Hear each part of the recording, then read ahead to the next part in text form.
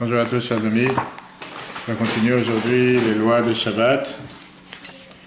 Mouktsé, essentiellement. Si tu te rappelles, la semaine dernière, on a commencé tout ce qui était le Mouktsé dur, le Mouktsé important.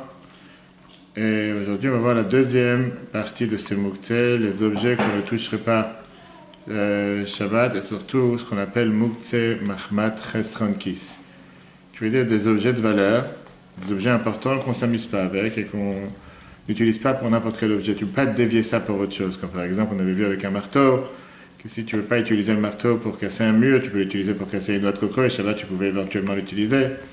Alors que là, c'est des objets comme un ordinateur, comme un portable, comme des chandeliers, comme des choses importantes, qu'il n'y a pas d'autre utilisation. Tu ne peux pas utiliser un portable pour couper du pain, par exemple. C'est pas vraiment quelque chose de normal et c'est pas quelque chose qui se fait. Donc on va voir quelles sont les règles de ce Mouktsé aujourd'hui. On a vu aussi, d'abord on va terminer ce qu'on a vu la semaine dernière, qui était les différents Mouktsés, comme par exemple la lessive, tous ces autres objets. Est-ce qu'ils sont vraiment des choses qu'on n'a pas le droit de déplacer, qu'on ne peut pas bouger? La dernière fois, on avait vu tout ce qui était les cartes de crédit, les cartes bancaires ou les cartes magnétiques. On a vu le chien Shabbat. Est-ce qu'on a le droit de donner à manger à un chien? Est-ce qu'on peut transporter un chien? Ça, c'est tout ce qu'on a vu la semaine dernière. On peut voir ça, bien sûr, sur l'application eTorah. Aujourd'hui, on va voir la suite. Il y a une différence entre tous ces objets de consommation, tu l'as en bas, et Yudzaïn, ici exactement. Par exemple, des choses qu'on utilise, qu'on a besoin d'utiliser, mais qu'on ne va pas utiliser pour faire quoi que ce soit avec. Qui sont des objets, comme on va tout de suite énumérer plusieurs, qui sont appelés, qui rentrent dans les critères de Mouktsé Mahmat Goufo. Par exemple, des documents importants du gouvernement. Des documents, on a vu la dernière fois, par exemple, des factures, ou des papiers d'assurance, ou des factures à payer, ou des contrats d'assurance, ou des bilans, quoi que ce soit des choses que, bref, administratives. Et c'est surtout des papiers importants que tu ne vas pas mettre ça sous une tasse de café au cas où tu n'as pas un papier pour mettre en dessous, si ça va salir ou quoi que ce soit, comme c'est écrit dans Shulchan Aruch, Siman 307. Des cigarettes, de la lessive, des produits pour rendre la lessive plus douce, ou tout ce qui sont par exemple les sprays pour les fenêtres, laver le parterre, de la colle, puisqu'on ne peut pas utiliser ça Shabbat, c'est considéré Mouktsé Mahmat Goufo, qui veut dire, c'est le fait que c'est quelque chose de Mouktsé à cause de l'objet lui-même. L'objet, c'est un objet qu'on n'utilise pas Shabbat. Pareil, une ustensile cassée. Pas maintenant s'il y a un danger que tu dois le déplacer, mais un ustensile cassé par exemple, une couvert cassé, une assiette cassée, etc. Ça rentre aussi dans les critères de Mouktsé Mahmat Goufo. Maintenant par contre, si c'est des objets comme en verre, ou même un armoire cassé, mais pas même si c'est des objets de verre ou porcelaine qui va mettre les gens en danger, bien sûr, tu as le droit de déplacer comme on verra plus tard, on ne va pas de ça maintenant. Disons que tu as un meuble ou un objet qui s'est déboîté ou qui s'est démonté pendant Shabbat, et que tu ne peux pas du tout utiliser cette partie qui s'est démontée. Un pied d'une chaise. Tu ne peux pas le remettre. Il faut le coller, il faut le visser, tu ne peux pas le remettre Shabbat. Est-ce que ce morceau de pied de chaise qui vient de se déboîter, il est mouktsé ou pas? Tout dépend. Est-ce que tu n'as pas l'intention de vouloir le remettre en place? À ce moment-là, il est mouktsé Mahmat Goufo parce que c'est un objet non utilisable. Tu ne peux rien faire avec. Tu n'as aucune utilité avec un pied de chaise Shabbat. Qu'est-ce que tu vas faire avec? Par contre, si tu penses, tu peux le revisser, par exemple, un pied-table. Et donc, ça ressemble à un objet, par exemple, comme un tiroir d'une armoire qui est tombée, ou bien une assise d'une chaise qui s'est séparée de la chaise, ou un bouton qui est tombé d'un habit. Et on sait très bien que dans ces cas-là, c'est pas mouktsé, parce que c'est des choses que tu vas remettre en place. Aujourd'hui, tu ne mets pas en place. Alors que si tu parles d'un objet, d'un jeu électronique d'un enfant, comme un train électronique ou quoi que ce soit qui s'est déboîté, ça c'est mouktsé, ça rentre dans les critères de Kli Shabbat Odeissor. Mais c'est pas fini, il faut prendre ici une considération en plus. Si Shabbat, j'ai pas le droit de remettre cet objet en place, j'ai pas le droit de remboîter ou de remettre en place le pied, le meuble, le bouton, on va pas entrer dans les détails, mais il y a beaucoup de cas, par exemple, dans lesquels Shabbat n'a pas le droit de remettre une porte en place quand elle s'est déboîtée, ou un meuble, la porte elle est tombée dans tes mains ou quoi que ce soit. À ce moment-là, tu ne peux pas utiliser cet objet Shabbat pour son objet idéal. Les Chachamim, ils ont interdit de l'utiliser, de peur que si on te permet d'utiliser, tu vas dire, bah tiens, je l'ai déjà dans la main, je vais le revisser, je vais le remettre en place. Et là, tu vas être amené à faire une utilisation ou une action qui est interdite Shabbat. Par exemple, tu as des lunettes, où la branche de lunettes était déjà mal vissée, et elle est tombée. Tu n'as pas le droit de mettre ces lunettes sur les yeux Shabbat, malgré que tu peux déplacer ces lunettes. Les lunettes ne sont pas mouxées. Mais de peur qu'en étant sur toi, ça va déranger, qu'ils n'arrêtent pas de tomber et qu'ils ne sont pas fixes, je vais dire, je prends la branche, je vais la remettre en place. Maintenant, même dans ces cas, on n'a pas le droit de remettre la branche en place si on ne craint pas que tu vas pouvoir remettre la branche en place. Par exemple, tu sais très bien que pour remettre ces lunettes en place, tu n'as pas la vis. Il est cassé ou quoi que ce soit. Tu peux utiliser ces lunettes sans problème. Par exemple, si le morceau qui s'est déboîté, c'est un morceau qui s'est cassé ou qui s'est perdu, si tu peux utiliser... Prenons l'exemple des lunettes. Tu as la branche qui est tombée. Tu ne peux pas la remettre comme ça, laisse tomber. Il faut des appareils, je sais pas, il faut aller chez l'optical. Est-ce que tu peux utiliser le morceau qui est bon? Oui, puisque de toute façon, tu ne peux pas le remettre. Il n'y a pas de crainte que tu vas essayer de le réparer Shabbat. Ou bien, si c'est des choses courantes. Ça arrive plein de fois, j'ai vu avec des personnes âgées qui ont des lunettes, qui enlèvent le verre, il tombe. Et que tout d'un coup, devant toi, ils te remettent le verre. Et bien, ça arrive couramment, ça tombe, je dois remettre, etc. Donc, ils ont l'habitude. Et donc, il n'y a pas de souci qu'ils peuvent utiliser ces lunettes pendant Shabbat. Maintenant, si c'est une partie d'un bâtiment, par exemple, qui est tombée pendant Shabbat, à ce moment-là, c'est Moukhtse Mahmad Goufo, qui veut dire c'est Moukhtse à cause de l'objet, parce que tu ne peux rien faire avec pendant Shabbat, même si tu vas le remettre en place. Par exemple, si tu as quelque chose qui est fixe dans un mur qui est tombé, une fenêtre qui est tombée de la rail ou quoi que ce soit, une porte fixe dans un mur qui s'est déboîtée, une poignée de porte que tu as tirée trop fort ou tu as claqué trop fort et elle est tombée, un tête de robinet qui s'est déboîté ou qui a pu tomber, un siège de toilette qui s'est déboîté quand la personne elle a claqué ou elle s'est assise dessus, tout ça, ça rentre, c'est des choses courantes qui peuvent arriver, tout ça, ça rentre dans les critères de Moukhtse Mahmad Goufo. Mais non, tout ce qu'on a dit, Moukhtse Mahmad Goufo, pourquoi? Parce que tu n'as aucune utilisation avec ça. Même si techniquement tu pourrais éventuellement les utiliser, ils sont de toute façon inscrits dans le critère de Moukhtse, des choses que tu ne pourras pas les utiliser. Pourquoi? Parce qu'ils ne sont pas considérés comme des objets. Qu'est-ce que tu vas faire avec une poignée de porte dans la main? Qu'est-ce que tu cherches à faire avec? Il n'y a rien, tu peux rien faire avec. Et donc c'est considéré comme si même si quand la poignée est attachée à la porte, bien sûr qu'elle sert à quelque chose, mais cette poignée toute seule, sans la porte, elle ne sert à rien. Puisque depuis avant Shabbat, elle était déjà Moukhtse du fait que sans son utilité attachée à la porte, tu ne peux rien faire avec. Et donc automatiquement, c'est Moukhtse Mahmad Goufo. Par exemple, si tu manges dans la cour, dans le jardin, ce qui est très courant en ce moment, et avant Shabbat, tu manges dans la cour, pardon, et il y a du vent qui a commencé à souffler. Et la nappe, elle n'arrête pas de voler. Dans la cour, dans le jardin, tu vois des pierres par terre. Tu dis, tiens, je vais prendre une pierre, je vais la mettre sur la nappe, comme ça la nappe, elle ne vole pas. Puisque en entrant Shabbat, cette pierre n'était pas faite pour cet objet, c'était pas son utilité, tu peux pas prendre cette pierre pendant Shabbat et je vais la prendre, et maintenant je vais la transformer pour garder la nappe qui arrête de s'envoler. Je ne vais pas utiliser pendant Shabbat. Il faut avoir la marche avant Shabbat. Ou bien que d'avant Shabbat, tu as déjà montré, comme on l'a vu la dernière fois, un morceau de bois ou une pierre pour bloquer la porte, etc. On avait déjà vu ces détails. Non, donc ça c'était, on a fini la parenthèse, ça c'est le dernier détail de ce qu'on a commencé la semaine dernière, qu'on peut revoir sur l'application Torah. Encore une fois, bien sûr, on parle ici quelques détails sur des centaines de lois, mais on avait vu Moukhtse Gamo. Est-ce qu'on se rend compte pendant le plus, pendant la lecture de la Torah, qu'il y a une lettre qui est... Oui, tout dépend, ça c'est pas des lois de Moukhtse, ça c'est un rapport avec est-ce qu'on peut continuer à lire ou pas. Non, est-ce que le Sefer Torah, si à partir du moment où il est pas saoul, est-ce qu'il est Moukhtse? Il n'est pas Moukhtse, mais tu dois le fermer parce que tu ne vais pas l'utiliser. Et tu dois le remettre dans la Echal, et ça dépend où t'en tiens. Est-ce que tu termines ici des livres ou tu termines la paracha, tu recommences après? Différents critères, il n'est pas Moukhtse parce qu'il y a le kavod de la Torah, mais on doit le faire, on va le remettre en place. Je ne vais pas dire on ne peut plus l'utiliser. Parce que, deux choses. La Torah, un rouleau de la Torah. Il faudrait le réparer. Une seconde. Ça, c'est pour se rendre quitte de la paracha de cette semaine. Il ne faut pas oublier qu'il y a quelques centaines d'années, les gens n'avaient pas de livres. Et ils avaient l'habitude d'apprendre la Torah du rouleau de la Torah. C'est ce que les gens ils avaient chez eux. Même s'ils avaient certains respects, certains douchas à avoir, et tu peux très bien lire d'un rouleau de la Torah sans problème. Donc tu peux très bien ne pas lire la paracha d'aujourd'hui pour te rendre quitte de la Torah, mais tu peux très bien, je veux dire, te rendre quitte comme les Chachamim vous ont dit de lire la paracha, mais tu peux très bien apprendre une autre paracha. Un rouleau de la Torah, c'est un livre. Cette paracha, au moment où tu veux rendre quitte de Tzibour, tu peux pas, mais tu peux très bien les autres. La dernière fois, on avait vu Moukhtse Gamo, on avait dit qu'il y a deux critères dans le Moukhtse Gamo, le Moukhtse dur, Moukhtse Mahmad Goufo, ce qu'on vient de voir, les différents critères la semaine dernière et aujourd'hui. Aujourd'hui, on va voir la suite dans le Moukhtse dur, qui est le Moukhtse Mahmad Chesranki, ce qui veut dire, c'est tous ces objets que tu ne vas pas utiliser Shabbat, qui sont Moukhtse, en règle générale, des objets que quelqu'un ne les utilise pas. Ce pas des objets à utiliser, en deux mots, qu'on ne va pas les détourner de leur but principal pour qu'ils ne s'esquintent pas ou qu'ils ne s'abîment pas. Chesranki, traduction perte de poche, en deux mots, perte d'argent. Il y a deux types de Moukhtse Mahmad Chesranki. La première chose, c'est ce qu'on appelle dans la halakha kelim ha'omdim lisrora, qui veut dire des objets que tu éventuellement tu tiens à les vendre. Par exemple, tu vends des lunettes, ou tu vends des bouteilles, ou tu vends quoi que ce soit. Et c'est des objets que tu ne vas pas t'amuser avec, parce que si tu les as utilisés une fois ou deux fois, ils sont esquintés et les gens ne vont plus les acheter.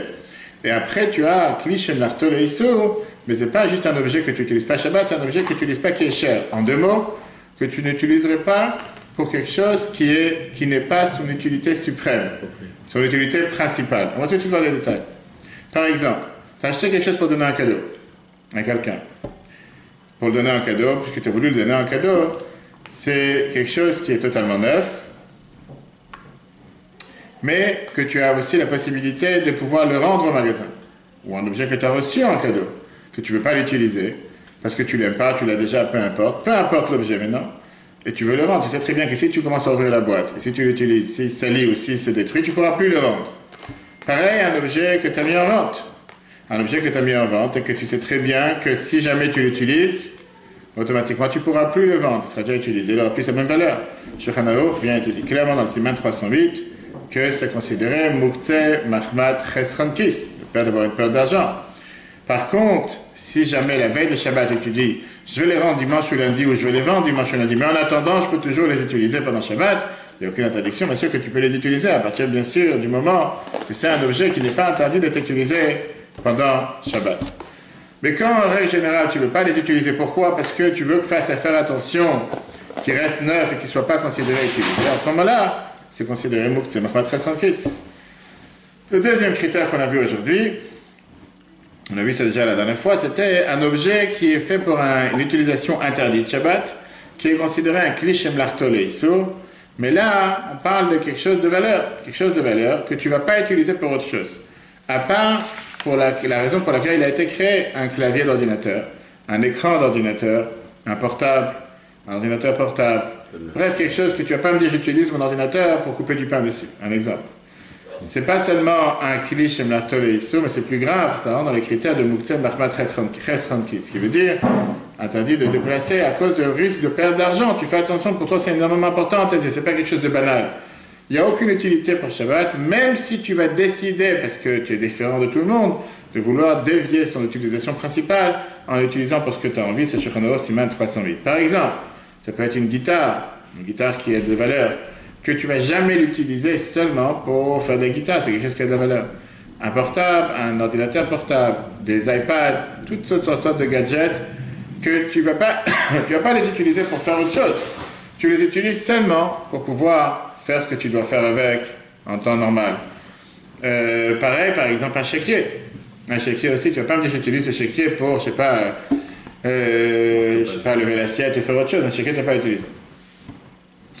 Là, comme une fois, le critère de Mukhtse revient sur sa base qu'on a dit tout à l'heure. Parce que même un Mukhtse Mahmat Gufo, veut dire que l'objet en soi, il est Mukhtse, ou Mukhtse Mahmat Chesrankis, c'est deux types d'objets qui n'ont aucune utilité Shabbat. Ou parce que le morceau de table, le pied de table, ne sert plus à rien, ou parce que je ne les touche pas pour ne pas les esquinter, les abîmer, et donc je n'ai pas envie de les perdre. Et donc pendant tout Shabbat, ils sont considérés Mukhtse, on n'a pas le droit de les déplacer, comme on va voir dans les prochaines lois. Dans toutes ces lois qu'on vient de voir dans le Mukhtse Mahmat Chesrankis, ils sont considérés le Mukhtse le plus élevé. Ce qui veut dire qu'on n'a pas le droit de déplacer Shabbat, ni le Tzorech Hatzmo, ni le Tzorech Gufo, ni le Tzorech Mekomo, ni pour l'objet en soi, ni pour la place, ni quoi que ce soit. Alors après on verra comment il y a des manières, on va arriver plus tard, qu'il y a certaines manières dans lesquelles tu peux, oui, déplacer, dire avec l'ail à bras ou le coude ou de manière différente. Pour l'instant, on ne peut pas. Ça, c'est la base normale. Si maintenant tu as levé un objet pareil, ou tu as pris un Mukhtse Gamour dans la main, différent d'un Kli Shem Lartol et Issur qu'on a dit qu'il n'y a pas de problème, tu as pris un stylo par exemple, là, tu peux très bien le poser dans un endroit où tu voudrais le poser. Là, on a dit que tu dois le déplacer, tu dois le laisser de ta main dessus, tu ne peux pas le déplacer où tu as envie, comme c'est écrit dans Shulchan Aruch 308 et Yalkut Yosef. Mais il y a ici une règle hors du commun. Si maintenant tu as un ordinateur dans ta main, peu importe, tu ne t'es pas rappelé que c'est Shabbat, tu as le portable dans ta main. Tu as dit que tu n'as pas le droit de tenir ou l'amener où tu as envie, tu dois le jeter, tu dois le lâcher de ta main, disons. Tu vas lâcher un portable, tu vas le casser. Tu vas lâcher un ordinateur, tu vas le passer. Tu as sorti quelque chose de la poche. Et tu vois que tu es en train de tenir un billet d'argent. Et que si tu le jettes dans tel ou tel endroit, l'argent va disparaître. La Torah te permet de prendre ce Mukhtse dans un autre endroit. Tu n'es pas obligé de le jeter de la main tout de suite. Là aussi, on doit dire, puisque c'est pas que le risque de perte d'argent, ça fait changer la halakha. La Torah, elle a de la peine pour toi, tu as sorti un billet de 100 euros, 200 euros, 500 dans ta poche, elle dit, ah, tu vas perdre 100 euros. Non, c'est pas ça que la Torah veut. La Torah, elle préfère s'appuyer à ce moment-là sur la vie qui est beaucoup plus légère, puisqu'on a dit tout à l'heure depuis le départ que cette halakha, c'est une halakha qui a un débat dans les poskim, dans les décisionnaires. Et malgré qu'en règle générale, on essaye d'être mahmir, on veut être rigoureux, dans le cas où il y a une perte, on préfère s'appuyer sur la vie qui est beaucoup plus légère. D'accord? Avec ça, on a fini, on a touché ce qu'on a parlé, le muktzeh chamour, le muktzeh grave, qui était soit le muktzeh cliché marteau et sur un objet qui peut être utilisé seulement pour quelque chose qu'on ne fait pas Shabbat, ou bien pour une perte d'argent. Maintenant, on va passer au prochain sujet, qui est un objet qui est permis, mais que malheureusement, il est devenu un récipient ou un porteur d'un objet interdit. Ce qu'on appelle dans le terme halachique un bassis de davar asur. Un plateau qui est totalement permis, tu fais ce que tu veux avec, et tu as mis un bougeoir dessus pendant Shabbat. Est-ce que tu peux déplacer ce plateau ou tu ne peux pas le déplacer? Ça prend de la place. Tu ne pensais pas avoir 20 personnes ou 30 personnes à table Shabbat, tu pensais avoir 10 personnes. Les gens sont nus, maintenant il est placé juste, il prend 3 places aussi. Il y a le bougeoir dessous. C'est un bassis, le davar asur, qui veut dire c'est une base pour quelque chose d'interdit. Donc le plateau en soi, il est permis. Sauf que dans ce plateau, tu as qu'est-ce qu'on appelle quelque chose d'interdit. C'est ce qu'on va voir tout de suite avec un bassis, le davar asur. Maintenant, c'est un sujet qui est compliqué. Pourquoi? Parce qu'il y a plusieurs bases. Il faut d'abord avoir plusieurs règles. Et c'est seulement quand toutes ces règles sont appliquées que ça devient ce qu'on appelle cette base pour quelque chose d'interdit. Et donc, pour poser une question en commençant la phrase suivante. Est-ce que la poubelle dans la cuisine, elle est muktzeh? On a vu la dernière fois que quelque chose de poubelle, c'est muktzeh dans le goufo, tu ne peux pas le déplacer juste comme ça. À part si c'est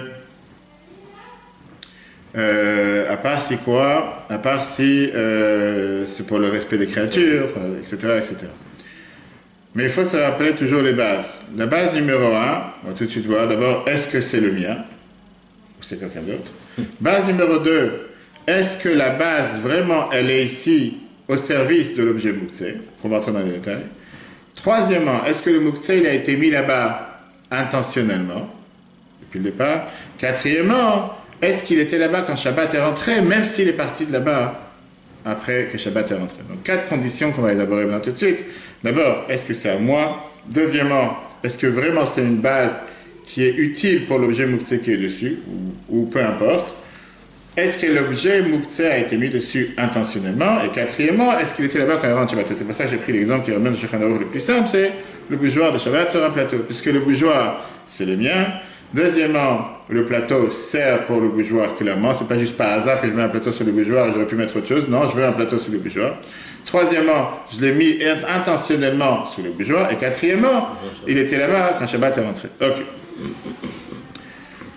Donc ça, c'est le critère de muktzeh en plus qu'on parle ici. Si c'est davar asur, au lieu de rentrer on va le rappeler pendant tout le cours, cette base, bassis. Parce qu'après, on va voir qu'il y a un moyen de se débarrasser même de ce muktzeh. Comme j'ai dit, dans toute la halakha, tu as le pour et le contre. Et si la base était une base pour quelque chose de permis, bassis, c'est davar asur et un mutar. C'était pas seulement une base de quelque chose d'interdit, c'était quelque chose d'interdit et de permis à la fois, ce qui fait basculer si la chose permise était plus importante que la chose interdite. On va tout de suite voir dans les détails. Mais d'abord, qu'est-ce que c'est ce bassis de davar asur, cette base pour quelque chose d'interdit? On parle d'un objet qui en soi n'est pas muktzeh, mais tu as mis dessus un objet muktzeh. En 2 mots, on peut parler de muktzeh gamour, un muktzeh total, comme on a vu tout à l'heure, un objet que Shabbat n'aurait pas utilisé, parce que si c'est un objet qui est totalement interdit, il n'y a pas ici de bassis. Si le plateau, c'est un plateau électrique ou quoi que ce soit, on ne parle pas de quelque chose de permis. Prenons un exemple, comme je disais tout à l'heure. Tu as un tiroir dans lequel, tiroir de synagogue, ça arrive courant, des gens qui ont des casiers à la chule par exemple, que tu as plusieurs objets permis, tu as ton talit, ton siddour, mais tu as aussi des papiers de banque, tu as aussi ton porte-monnaie, tu arrives avant Shabbat, et tu as mis ton porte-monnaie, ton téléphone là-bas pour le reprendre à la fin de Shabbat. D'accord?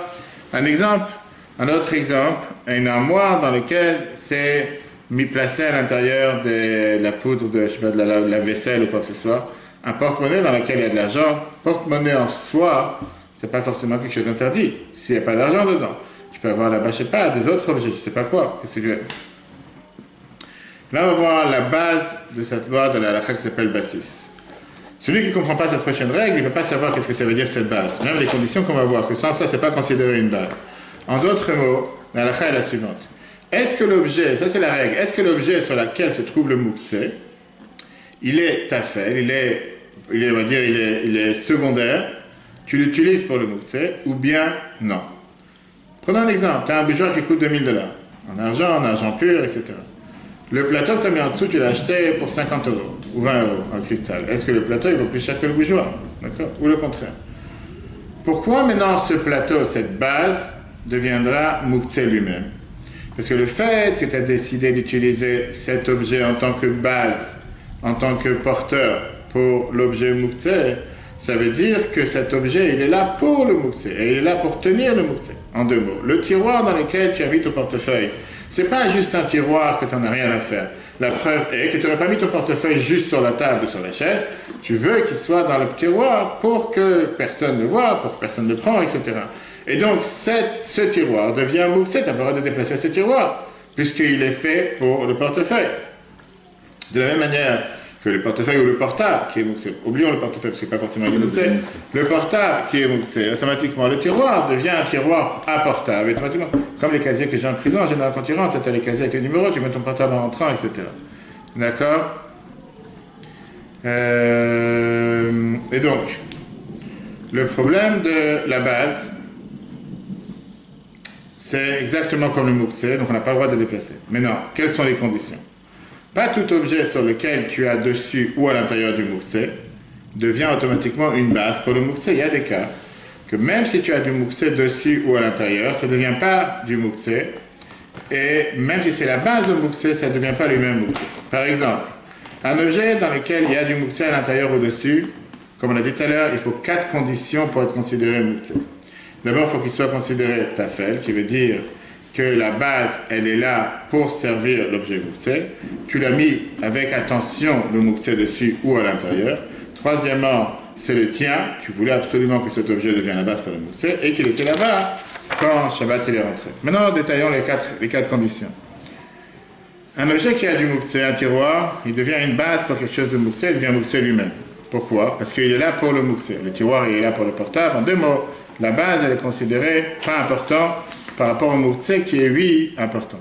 Et c'est pour ça que dans le cas où tu ne peux pas dire que le moukse qui est placé dessus, il a été fait, que l'objet dans lequel le moukse est placé, il a été fait pour le moukse. Par exemple, ou bien que le portable, l'objet moukse n'est pas assez important, ou bien que la base, elle n'est pas secondaire, c'est pas considéré une base pour le moukse.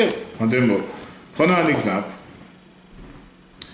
Si tu as mis une pièce de 10 centimes sur une chaise, avant Shabbat, est-ce que la chaise est considérée une base pour le moukse? Bien sûr que non. La chaise est 1000 fois plus importante que les 10 centimes.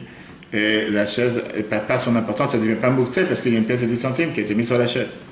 Si l'objet sur lequel se trouve le moukse, il n'est pas là pour servir le moukse, mais au contraire, automatiquement, c'est le moukse qui s'utilise de la base et pas le contraire. Par exemple, si tu as mis un morceau de bois ou une planche sur un tas de serviettes que tu as sur la table pour pas qu'ils s'envolent, les serviettes ne sont pas considérées une base à la planche. C'est au contraire. C'est la planche qui est là au service des serviettes et pas le contraire. Donc pareil, tu ne vas pas dire les serviettes sont moukse parce qu'il y a une planche dessus. D'accord? La même chose. Maintenant, si l'objet sur lequel se trouve le moukse n'est pas là pour tenir ces choses-là, mais pour autre chose, ce n'est pas considéré une base. Par exemple, une porte de fenêtre, de chambre, d'armoire ou de frigidaire, sur lequel tu as accroché un objet moukse. Tu as les aimants sur lesquels tu peux accrocher un portable, tu peux accrocher un stylo parfois, des gens ils ont sur un frigidaire, etc. C'est pas parce que tu as accroché un stylo sur un frigidaire qu'automatiquement la porte, que ce soit porte de frigidaire, porte de fenêtre, de chambre, que tu as accroché un manteau, il y a du moukse dedans. Ça ne devient pas une base pour quelque chose de moukse. Pourquoi? Parce que l'essentiel de cette porte, elle est là pour être utilisée en tant que porte. C'est pas utilisé pour accrocher un stylo dessus. Ça n'a rien à voir. Au passage, j'ai décidé de mettre un stylo sur la porte de frigidaire, mais c'est pas ça qui rend la porte de frigidaire moukse. Maintenant, comme on l'a dit tout à l'heure, si sur l'objet, il y a un moukse, mais en plus de cet objet, tu as aussi un objet qui n'est pas moukse, qui est plus important que le moukse, automatiquement, ça fait basculer que ce n'est plus une base pour quelque chose d'interdit, parce qu'il y a aussi quelque chose qui n'est pas moukse dessus. Parce que tu ne peux pas dire qu'il est secondaire au moukse, parce que l'objet est moins important, parce qu'il y a des objets que tu veux utiliser pendant Shabbat et qui sont aussi importants. C'est ce qu'on appelle dans la halakha un bassis pour une base pour quelque chose de permis et quelque chose d'interdit à la fois. Un grand tiroir de cuisine où on range des On va y arriver exactement, on va y arriver, d'accord? Et on va voir que qu'est-ce qui donne la définition de ce critère, qu'est-ce qui était là-bas quand Shabbat est rentré. Et donc toute cette permission d'avoir quelque chose qui est permis et interdit sur la même base, c'est seulement si la chose permise, qui est plus importante que la chose interdite, était là-bas quand Shabbat est rentré. Le fameux exemple, je n'ai pas envie de devancer, on verra ça après, le fameux exemple qu'on a, c'est avec les bougies de Hanouka veille de Shabbat. On te dit que quand tu as les bougies de Hanouka à la porte de la chambre, qui sont sur un tabouret ou qui sont sur une table, et tu veux déplacer la table, bien sûr pas quand c'est allumé, parce que quand c'est allumé on ne peut pas déplacer, tu peux d'éteindre la bougie, mais quand c'est éteint, si à l'entrée de Shabbat il y avait un siddur sur la table, parfois les gens disent des chalotes ou quoi que ce soit, ce qui rend que le tabouret ou la table n'est pas seulement porteur d'objets interdits, mais aussi d'objets permis quand Shabbat est entré, et que c'est des objets plus importants pour moi, automatiquement je peux la déplacer pendant Shabbat, une fois qu'ils sont éteints, parce que quand Shabbat est rentré, ce tabouret ou cette table n'était pas une base, n'était pas une porteur seulement d'un objet interdit, mais d'un objet interdit et un objet permis. On verra ça plus tard aussi. Si tu as mis sur la table, par exemple, des habits et aussi de l'argent, la table n'est pas considérée une base pour Mouktsé.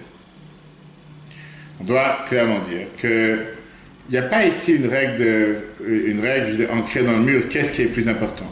Parce que c'est une question qui est très subjective, qui change de personne à personne. Pour savoir qu'est-ce qui est important, la question doit se demander qu'est-ce qui est important à mes yeux, qu'est-ce qui a de la valeur à mes yeux. Par exemple, est-ce que si j'aurais dû me séparer d'un des objets qu'il y a dessus, sur lequel il me serait séparé, l'objet permis ou l'objet interdit? C'est comme ça que je peux définir qu'est-ce qui est l'objet important. Si tu dis que l'objet, là si la réponse est que c'est l'objet qui est mouktsé que je me serais séparé, automatiquement c'est pas devenu une base pour un objet mouktsé comme on a dit tout à l'heure, puisque l'objet le plus important, c'est pas le mouktsé. Ça dépend pour qui. C'est ce que j'ai dit, ça dépend de chacun. Pour ça, j'ai dit, c'est subjectif, c'est pas quelque chose que la halakha doit te dire. C'est à toi de décider qu'est-ce qui est plus important pour toi. C'est ta maison, c'est toi qui décides qu'est-ce qui est. Maintenant, comme on l'a dit tout à l'heure, on a besoin d'une autre intention, qui est que l'objet sur lequel ou à l'intérieur tu as mis le mouktsé, il devient une base pour le mouktsé. C'est seulement quand tu l'as mis intentionnellement qu'il soit juste là-bas et pas ailleurs. Mais s'il a été mis là-bas pas de manière intentionnelle, il ne devient pas mouktsé à cause de ça. C'est 2089. Par exemple, si tu as mis une facture d'électricité sur le canapé dans le salon, sans faire attention, c'est pour ça que le canapé devient mouktsé ou une base pour la facture d'électricité que tu ne veux pas toucher pendant Shabbat. Ça n'a rien à voir plus que ça.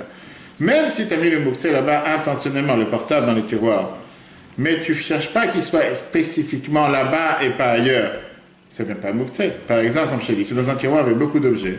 Tu as mis une cassette cassée, ou un DVD cassé ou quoi que ce soit, sur un papier de mouchoir, sur un paquet de mouchoirs. Je suis sûr que tu n'as pas cherché qu'il soit spécialement sur ce paquet de mouchoirs. Tu voulais qu'il soit dans le tiroir, pas sur le paquet de mouchoirs. Et donc, le paquet de mouchoirs, quoi que ce soit qui est en dessous maintenant, n'est pas devenu une base pour la chose interdite de déplacer pendant Shabbat. Parce que tu n'as pas eu intentionnellement que le portefeuille, le portable, la cassette, le DVD soient essentiellement sur cet objet qui est dans le tiroir. Tu l'as jeté, tu n'as pas le temps de rentrer en Shabbat à la synagogue rapidement. Tu as ouvert le tiroir, tu as mis tes objets à l'intérieur, tu n'as pas cherché que les choses soient superposées de cette manière. Comme on a dit, un autre point important, ça c'est une règle qu'on voit dans Même s'il a plus de valeur. Même s'il a plus de valeur. Un objet dans lequel il y a dessus ou à l'intérieur mouktsé, il devient une base pour le mouktsé seulement si ça t'appartient. C'est celui qui a mis le mouktsé sur l'objet qui le rend interdit. Comme on a dit, ça doit être de manière intentionnelle, ou bien qu'on l'a mis avec ta permission ou en connaissance de cause. Si c'est quelqu'un d'autre qui a mis le mouktsé là-bas, sans que tu le saches ou sans ta permission, ça ne devient pas une base pour quelque chose de mouktsé, puisqu'on rentre avec la condition précédente, qu'il n'y avait pas d'intention ici. C'est parce que toi, tu as décidé de mettre quelque chose chez moi de mouktsé dans mon tiroir, c'est pas le mien, je t'ai pas demandé ton avis, tu vas pas demandé mon avis. Tu ne rends pas à cause de ça mon tiroir interdit d'objet, c'est tes affaires, c'est pas le mien. Maintenant, bien sûr que si ça a été fait, même sans ta permission, mais tu sais très bien que ça, tu vas être content que ça a été fait. Par exemple, j'ai vu ton portable qui traîne ou tes clés de voiture, et j'ai décidé que je vais les mettre automatiquement, ça rentre dans le critère que ça devient une base pour quelque chose de mouktsé. Par exemple, un invité qui arrive chez toi à la maison avant Shabbat, il voit que les bougies ont été allumées sur la table, et il a décidé qu'il a peur que les chauffe-plats, il va chauffer le plastique qui est en dessous et ça va brûler. Il va mettre il va mettre quelque chose en dessous, un plateau en dessous, un plat en dessous. Automatiquement, c'est sûr qu'il a fait ça pour ton intérêt aussi. Tu veux dire, moi, je n'étais pas intéressé, j'ai besoin du plateau, le plateau est le plus important. Et donc, le plateau, il est considéré un bassiste, il est considéré une base. Pareil, c'est des gens de la famille ou des invités. Ils ont mis du mouktsé dans un endroit que mettre ces objets là-bas, ça dépend d'eux. Par exemple, dans la chambre des invités ou dans un tiroir personnel, l'objet sur lequel il y a le mouktsé, c'est considéré une base. Ça, c'est la règle. Maintenant, A priori, si la base, on a dit tout à l'heure, c'est un objet, c'est quelque chose qui est en dessous, qui n'a pas de valeur, qui est moins que l'important du moukse lui-même, quelle différence quand est-ce que ça s'est passé? Pourquoi tu me dis que forcément ça doit être quand c'était avant Shabbat? Et si ça se passe pendant Shabbat, pourquoi pas? Deuxièmement, de l'autre côté, si le moukse il a disparu de là-bas une fois que Shabbat est rentré, alors pourquoi la base reste moukse? A priori, elle devrait être moukse seulement quand il y a l'objet moukse dessus, pas quand l'objet moukse est parti. La réponse elle est que moukse veut dire quoi? Tout dépend de qu'est-ce que tu as pensé utiliser pendant Shabbat. Et donc, chaque chose que, quand Shabbat est rentré, tu ne pensais pas l'utiliser, il est resté moukse. Et donc, n'importe quelle chose qui se trouve où se trouve le moukse, la chose interdite, ça montre que depuis le départ, j'ai décidé de sélectionner, de mettre de côté cet objet, de ne pas l'utiliser, de me préserver de son utilisation pendant Shabbat. Donc, c'est pour ça que qu'est-ce qui définit si c'était une base pour quelque chose de moukse ou pas? Est-ce que c'était là-bas quand Shabbat est rentré ou pas? Peu importe si le moukse est resté là-bas pendant Shabbat ou après, parce que le moment que j'ai décidé à l'entrée de Shabbat que je ne vais plus utiliser cette chose-là pendant Shabbat, automatiquement c'est devenu une base pour quelque chose de moukse pendant Shabbat, et pour ça, on va voir les détails, pourquoi ça doit dépendre de l'entrée de Shabbat ou pas. Clair? Les détails, on va voir peut-être la prochaine fois parce que c'est trop long. Et il y a un autre sens, une autre raison, pourquoi c'est important de savoir quand est-ce que le moukse a été placé là-bas. Parce que, puisque c'est le temps qui fixe si l'objet c'est une base pour une chose de moukse ou pas, le temps d'entrée de Shabbat, en règle générale, c'est si c'était là-bas depuis le coucher du soleil jusqu'à la tombée de la nuit. Ça veut dire que le plateau, par exemple, le tiroir, devient une base pour quelque chose de moukse seulement si pendant cette période, ce laps de temps du coucher du soleil à la tombée de la nuit, l'objet moukse était dedans à l'entrée de Shabbat. S'il a été mis après que Shabbat est rentré, ou bien s'il a été mis par erreur, par qui que ce soit pendant Shabbat, c'est pas pour autant que ça devient une base pour quelque chose de moukse, même si le moukse est placé dedans. Par exemple, comme on l'a dit tout à l'heure, si pendant le repas de Shabbat, tu as épluché des œufs et tu as mis les peaux sur un mouchoir ou quoi que ce soit, le mouchoir ne devient pas une base pour quelque chose de moukse, parce qu'à l'entrée de Shabbat, les peaux n'étaient pas dessus, tu peux très bien l'utiliser.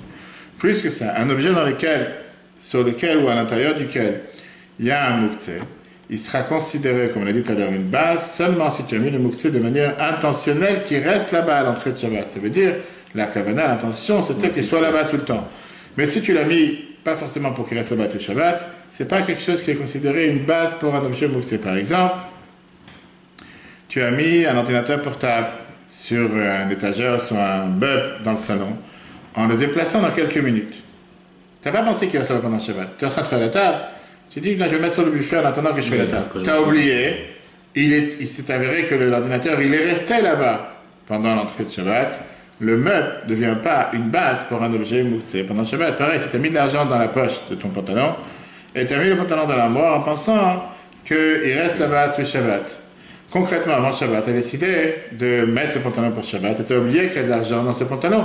Le pantalon ne devient pas une base pour un objet moukse, parce que depuis le départ, tu ne pensais pas que l'argent devait rester là-bas, tu ne pensais même pas le mettre pendant Shabbat, tu pensais au départ pas mettre ce pantalon. Tu as mis un autre pantalon dans un autre costume, tu as décidé tu vas prendre celui-là, sans penser qu'il y a de l'argent à l'intérieur. Pas parce que l'argent était là-bas pendant Shabbat, le trait de Shabbat, que ça rend le pantalon moukse. Maintenant, quand on a dit qu'il faut avoir l'attention que le moukse soit là-bas pendant l'entrée de Shabbat, tu n'as pas besoin d'avoir, je veux dire, de manière claire, dire de manière intentionnelle, je veux que le moukse soit là-bas. Par exemple, si tu as mis le moukse, tu as mis ce portable, tu as mis cet argent dans son endroit où tu mets en général, tu ranges des affaires, on pense que si tu l'as mis là-bas, parce que tu ne veux pas l'utiliser pendant Shabbat, tu veux qu'il reste à l'entrée de Shabbat, ça suffit pour considérer que tu as eu l'attention que le moukse reste dans cet endroit pendant Shabbat. De l'autre côté, ce temps, ce laps de temps de l'entrée de Shabbat, c'est aussi pour le cas contraire. Si au moment d'entrée de Shabbat, l'objet est devenu une base pour quelque chose de moukse, il reste moukse pour Shabbat, même si le moukse il a disparu de là-bas, il a été enlevé de là-bas ou il est perdu de là-bas. Le fait qu'il a été mis de côté, moukse à l'entrée de Shabbat, il reste mis de côté pendant tout le Shabbat, même s'il n'y a plus de moukse ici. Maintenant, les prochaines mois, je ne sais pas si on a le temps aujourd'hui, j'ai envie de faire ça rapide. On verra ça la prochaine fois. On verra différents cas dans lesquels, des cas courants, qu'est-ce que ça veut dire que tu as une base, et que sur cette base, il y a un objet de moukse. On verra par exemple, est-ce qu'un aquarium, c'est considéré comme une base de moukse pour Shabbat par exemple. Comme on a vu tout à l'heure, la chose la plus courante qu'on a dans toutes les maisons la veille de Shabbat, c'est le plateau des bougies de Shabbat. Est-ce que c'est quelque chose qu'on peut déplacer pendant Shabbat? Si oui, comment? On a vu l'idée du plateau avec les bougies de Hanouka. On verra longuement pourquoi on n'a pas pourquoi c'est ce laps de temps de, comment on appelle ça, de moukse à l'entrée de Shabbat. Une question qui est très courant, qui revient régulièrement, surtout en Israël, dans les endroits où il y a la clim qui n'est pas forcément de bonne qualité, est-ce que l'eau qui coule des climatiseurs pendant Shabbat, est-ce que tu peux mettre quelque chose pour la récupérer ou pas? Est-ce que c'est pas considéré quelque chose qui est né pendant Shabbat? Tu as mis des objets dans le sèche-linge avant Shabbat. Est-ce que tu peux les sortir pendant Shabbat du sèche-linge? Dans le cas, bien sûr, quand tu ouvres la porte, il n'y a pas de lumière qui s'allume ou pas. Est-ce que c'est devenu moukhtse ou pas? Tous ces critères, on le verra si Dieu veut la prochaine fois. Ça rentre dans les critères de ce qu'on a vu. Est-ce que l'objet est devenu une base de quelque chose d'interdit intentionnellement à moi, plus importante que l'objet moukhtse ou pas? De ça, on verra si Dieu veut la prochaine fois. Le cours, on le replay sur eTorah, sur Google Apple. Très bonne journée à tous et à la semaine prochaine.